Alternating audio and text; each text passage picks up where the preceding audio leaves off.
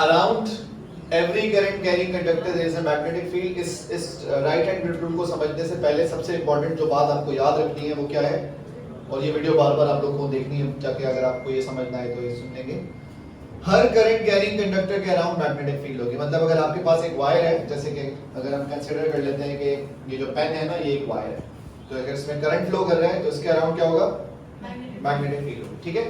लेकिन इस वक्त हम राइट हैंड ग्रिप रूल की बात स्ट्रेट वायर के लिए नहीं कर रहे, हम बात कर रहे हैं सोलेनॉइड के लिए। सोलेनॉइड का मतलब होता है कॉइल ऑफ वायर, ठीक है। जैसे कि आप यहाँ पर देख सकते हैं कि एक ही वायर को क्या किया है इन्होंने, टर्न्स दिए हुए, रोल किया हुआ है, कॉइल ऑफ वायर, इसको कहते हैं सोलेनॉइड। क्या कहते हैं, सोलेनॉइड। नहीं, इस कॉइल ऑफ वायर को कहते हैं सोलेनॉइड, ठीक है।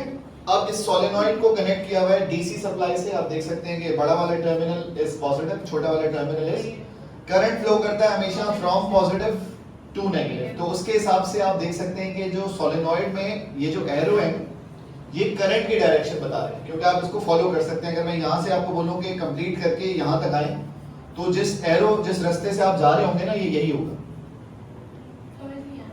अगर आपके पास एक कॉइल है तो उस कॉइल में ये टर्न्स ऐसे दी हुई है और करंट के हिसाब से आप देख रहे हो ना कि करंट इस तरफ फ्लो कर रहा है इसमें, और फिर वहां से यहाँ पर पहुंचोगे और यहाँ सर्किट कंप्लीट हो जाएगा।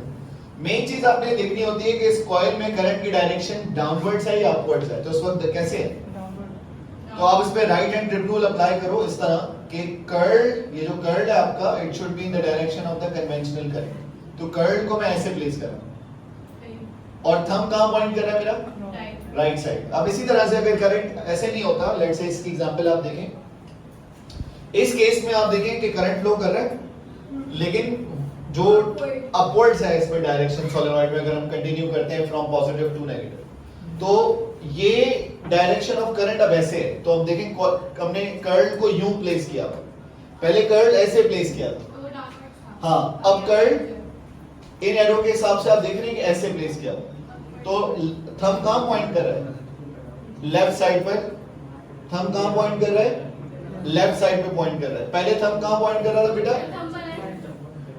पहले थंब कहां पॉइंट कर रहा था, राइट साइड पे पॉइंट कर रहा था। और इस केस में अब थंब कहां पॉइंट कर रहा है, अब आप देखेंगे थंब लेफ्ट साइड पे पॉइंट कर रहा है। तो एक्चुअली आपको बताएगा थंब के नॉर्थ कहां बनेगा।